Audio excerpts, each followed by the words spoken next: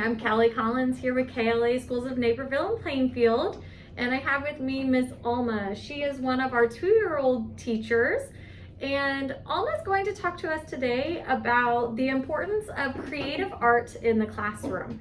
So Alma, I see you guys in the classroom finding new ways to implement new materials to the children to have them have that first encounter.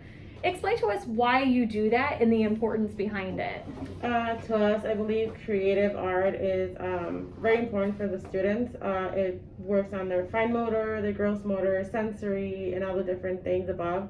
What we do is we do clay. Clay helps them develop more with fine motor, like building their muscles. They're like kind of like grasping and pinching it out. We also let them explore with tools, wire, pipe cleaners, buttons, beads, all the above. We also do lots of shaving cream. With shaving cream, we introduce it in certain ways. We'll do it on its own for sensory wise. Okay. With their hands, we ask them open-ended questions like, what does it feel like? Also, it also smells good to us. So when we walk in, we also have a what is the smell like? So we also do it with paintbrushes. We'll do it with paintbrushes, their hands. We've done it with sponges too. So they really like all that stuff. We also do painting. We've done we painted with shaving cream. We've painted with watercolor palettes, regular paint. Can't remember what else. I know that whenever I observe in your classroom, there's always some sort of creative art material out for the children, but I have noticed that you have taken some of those materials outside with you.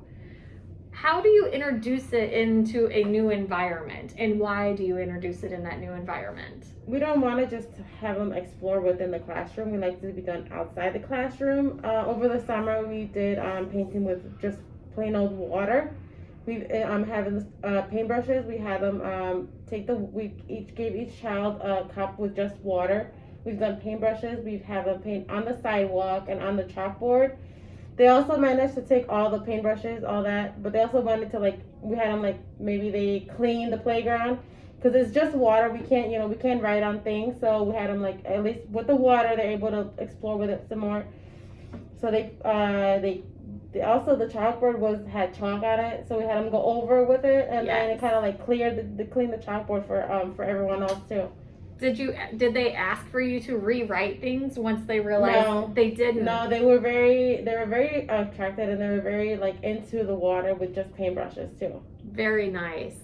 Another thing that I have noticed that you guys do in the classroom when you guys provide clay, I have noticed that you guys also provide water at that clay experience. Why do you provide the water? We've only done it once because we didn't know the outcome of it, so we trusted the children. So instead of doing it at the table, we did it at the sensory, which I felt was a much more appropriate thing, whereas the water would spill, it would stay in the sensory bin.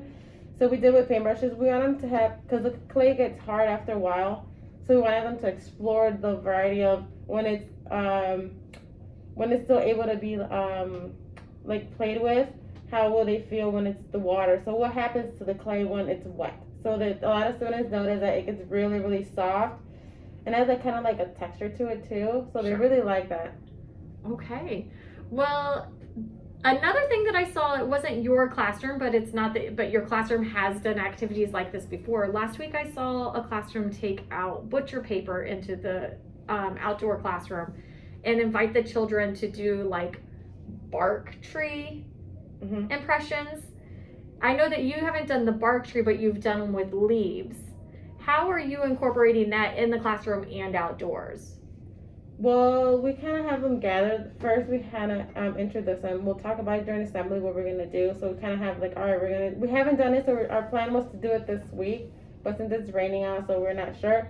Kind of have them introduce them to nature. So having go because the leaves are already falling, and a few of our friends I've already noticed the leaves on the ground. So we wanted them to kind of go around the playground and pick up the leaves and put them in bags, and then we'll put them at the light table with contact paper. And then we'll put paper over it and kind of like have them like trace it and kind of like you said, or like bark tree paintings and stuff like that. Sure. I love that we talked about this because not only is this something that our families, their children are experiencing here in our school, but this is something that the families can easily take home and have that same experience at home with the children. Mm-hmm. So, all right. Thank you, Miss Alma, No so problem. much. And we hope you guys come back and visit us again. Thank you.